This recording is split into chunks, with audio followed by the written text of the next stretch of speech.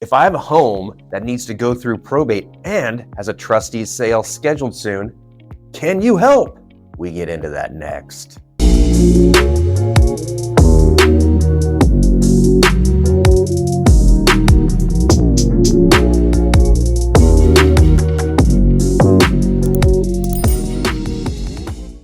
Welcome back to the channel featuring the leading probate real estate team in all of California. I'm Brendan Mohr, Realtor and Certified Probate and Trust Specialist by the California Association of Realtors.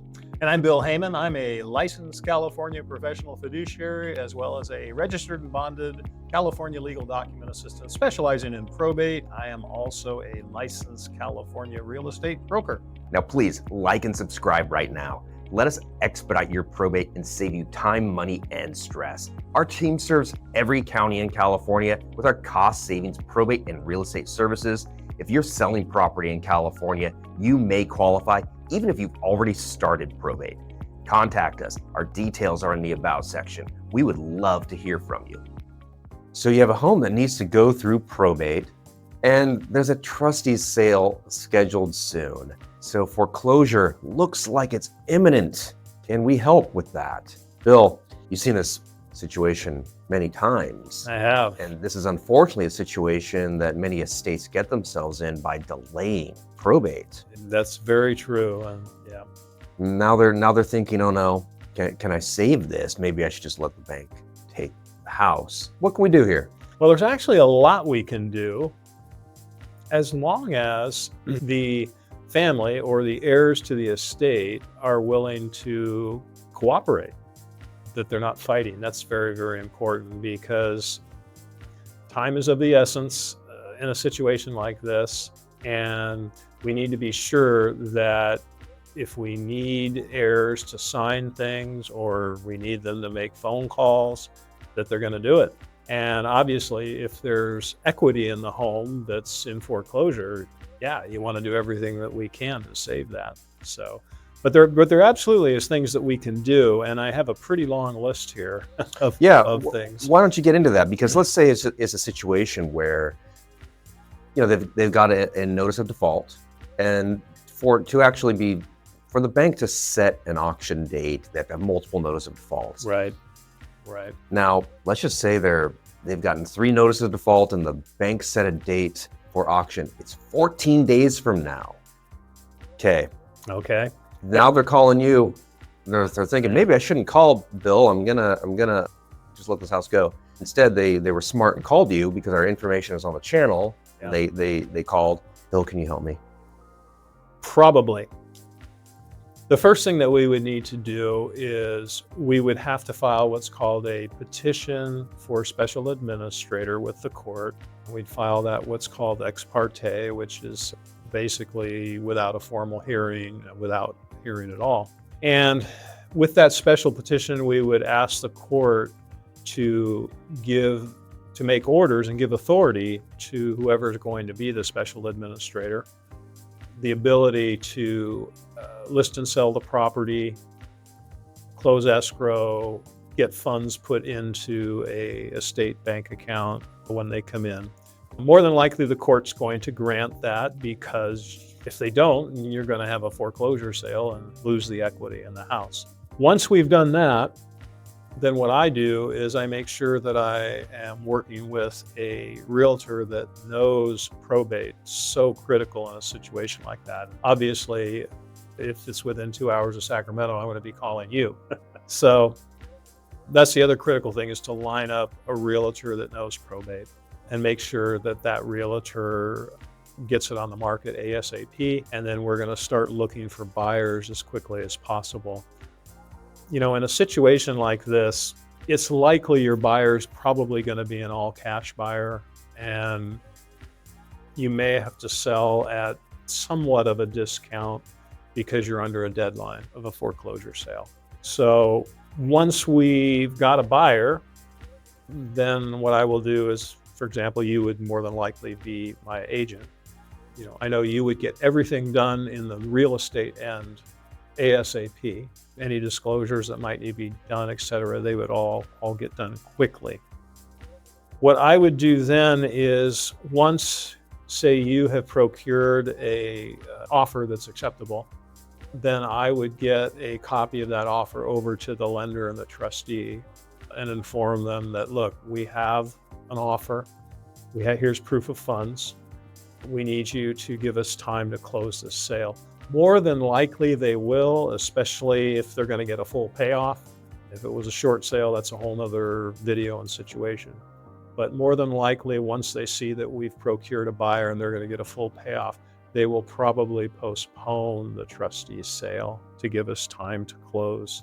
Now, I've been in a situation with you where you were named the special administrator in that particular case because you're a licensed professional fiduciary. You can be the administrator of estates on behalf of the heirs and beneficiaries.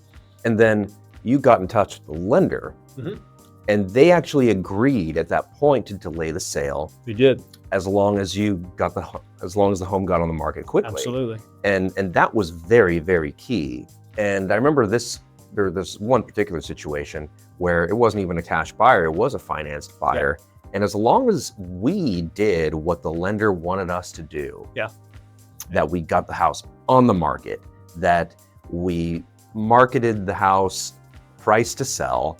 I didn't mean we're vastly undervaluing the property, but we were using comparable sales to price it. We did everything that we said. They were okay with that. Now, lender to lender, that might change. Yeah, you're exactly right. Different lenders treat you differently.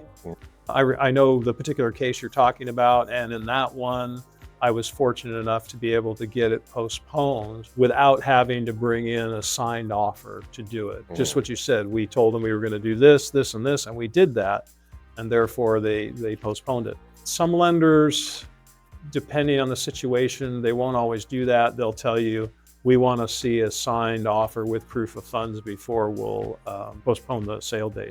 So you're right. It's different. It changes from lender to lender, but it's important that we know that, and we're willing to work our best with the lender to try and get that postponement done.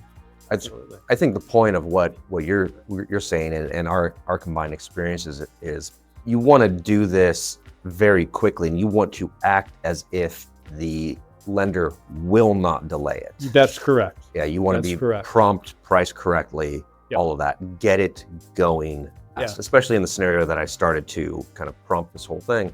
14 days from auction date.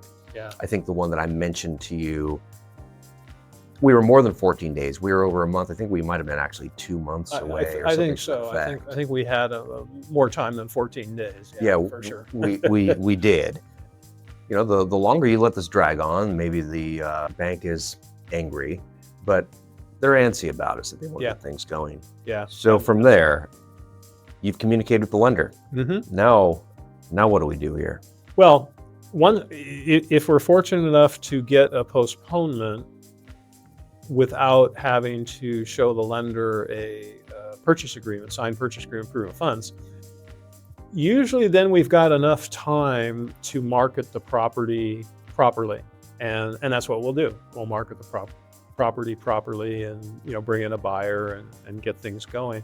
Now, in the meantime, we will have also filed a regular petition for probate that's got a hearing date further out, because with the special administrator, the letters of special administration, they expire on the date of the hearing date to get your regular letters. So while all this is going on, at the same time, we have to be preparing for that regular probate date coming up. So it's a lot of work. It's a lot of work, very involved. Yeah, and it's not guaranteed. No, it's not guaranteed. And believe it or not, this is a situation where you might have trouble getting an attorney to do this for you, because, and I understand why, a lot of attorneys are not crazy about situations like this because they may not get paid. And a lot of attorneys don't like to work in situations where there's a reasonable possibility they will never get paid. And that's essentially because if it does go into foreclosure, foreclosures are known for selling under market value. There may not be enough funds to ever go to an attorney here. Yeah, exactly. And I take that risk with my clients. and I'm willing to try and do that for them. The other thing too that I should point out to my client or potential clients out there is that with the probate work I do, I never charge any fees up front. I don't do that. And if I'm in a situation where I've taken on a foreclosure probate property and it looks like, it's iffy if we're going to get it to go through. If it doesn't go through, I don't charge them anything. So they don't have to feel like they're going to owe me money, even though the probate property got foreclosed on. And it's kind of important to know for our clients because, they're really not risking anything. It's up to me to determine whether this is one that we think we can get done. And you can waste a lot of time calling around trying to find somebody to take on this particular unique situation. Yep. And burn lots and lots of days. I mean, there was unfortunately a situation just recently where I needed to find an attorney, and it was for something that there would have been litigation involved, fighting. And it took weeks to get an attorney to call me back. Yeah. So if it wasn't something that where somebody needed an attorney to handle litigation, I could have definitely directed them, of course, to you. Would have been great, and that would have happened very well. But now, if it does end up going to foreclosure, that's not great, but all isn't lost necessarily, right? Correct. Yeah, correct. Doesn't always happen, but there are times when a foreclosure goes through, and there may be what I call an overage. And what I mean by that is, let's say that the defaulted amount or the amount owed on a particular property is $250,000. And let's say that at the foreclosure auction, they sell it for $280,000, $30,000 over what was owed. Well, that's a $30,000 overage. And there's particular steps, a lot of paperwork, a lot of phone calls that you can go through to collect that overage and bring it back to the estate. And I've done that several times. So all may not be lost if it goes to foreclosure, but it's always preferable to get the probate home sold without the foreclosure process. You're always better off that way. Getting back to who is probating your estate, who you hire to do it. I've had these calls on our channel, and I love the calls very much, where somebody asked me in this particular situation, it was a very similar situation to what we're talking about here, a trustee sale. The conversation of one that really just, I think about this one a lot. This gentleman hired I believe it was an attorney many, many months ago. And then there was a mistake on the petition for probate, and it kept going. And then there was a notice of default, and he calls and asks me, hey, what can I do here? And I tell him about ex parte. Has your attorney done this? Because you need to get going on this. And he has a realtor that he's working with as well that is going to list the house, and his realtor doesn't know anything about it either. And you've talked about this before. The ex parte option here, special administrator, I mean, 99% of realtors have never heard these terms. Yeah, they'll never know. And it's actually probably even, fewer than 1% probably. Yeah. So it's just interesting to me that in that particular case, the attorney hadn't even tried this. So I let him know, and 3 days later he said his attorney filed ex parte. So I hope everything went well for that gentleman, because that was a situation where I couldn't really believe that was actually happening to him. Does happen. Because it's not how things happen when we're working together. No. So anything you'd like to add to this? I guess the only thing I would add is that if anyone out there in our audience is in a situation like this, don't wait. Give us a call. We can help you. The longer you wait or put it off, the worse it'll get. In any county in California, give us a call. Bill works in every single county, and we can also connect you with a probate realtor in every single county. We've made those connections with somebody who knows probate. I work within 2 hours of Sacramento and in any direction 2 hours. We know agents all over the place. So please Make sure to like this video, subscribe to our channel, and please watch this next video. It talks about the cost of probate. It's called How Much Does Probate Cost in Sacramento? Now, that's Sacramento focused, but it really covers all of California. Watch that next, and it'll help you out.